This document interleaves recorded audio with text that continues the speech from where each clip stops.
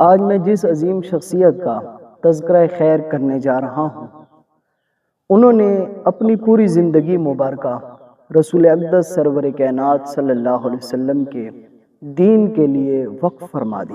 جی ہاں، میری مراد امام اہل سنت مجدد دین و ملت ہم سنیوں کی جان امام احمد رضا خان بریلوی رحمۃ اللہ تعالی علیہ۔ آپ نے اپنی ابتدائی زندگی میں قرآن و حدیث اور دیگر علوم میں مہارت حاصل کر کے آپ ایک عظیم مفتی اسلام بنے۔ پھر آپ نے 1000 سے زیادہ کتب اور رسالے تصنیف فرما کر پھر آپ نے امت کو علمی خزانے سے بھی مالا مال فرمایا۔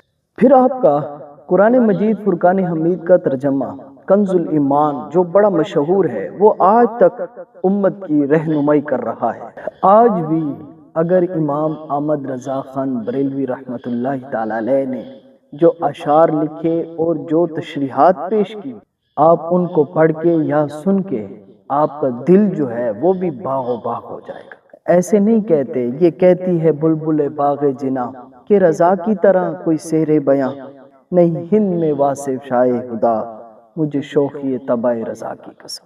امام اہل سنت امام احمد رضا خان بریلوی رحمۃ اللہ تعالی علیہ کے جتنے بھی کلام ہیں وہ عشق رسول میں اس طرح ڈوبے ہوئے ہوتے ہیں کہ اگر بندہ سن لے یا پڑھ لے تو خود بھی انسان جو ہے وہ عشق رسول میں ڈوب جاتا ہے۔ امام احمد رضا خان بریلوی رحمۃ اللہ تعالی علیہ نے رسول پاک صلی اللہ علیہ وسلم کی شان میں بہت خوب اشعار کہا کہ سرور کہوں کہ مالک و مولا کہوں تجھے، باغ خلیل کا گلے زیباں کہوں تجھے، کوئی لائے ایسا ماہی کلال جس نے عشق رسول میں اور محبت رسول صلی اللہ علیہ وسلم میں اتنے اشعار کہے ہوں اور اتنی محبت بھرے اور ادب بھرے اشعار کہے ہوں۔ اعلیٰ حضرت امام علیہ سنت کی پوری زندگی مبارکہ علم، محبت اور دین کی خدمت کرنے کا ہمیں درس دیتی ہے۔ اللہ تعالیٰ سے دعا ہے کہ اللہ تعالیٰ ہمیں دین عظیم کی خدمت کی توفیق عطا فرمائے۔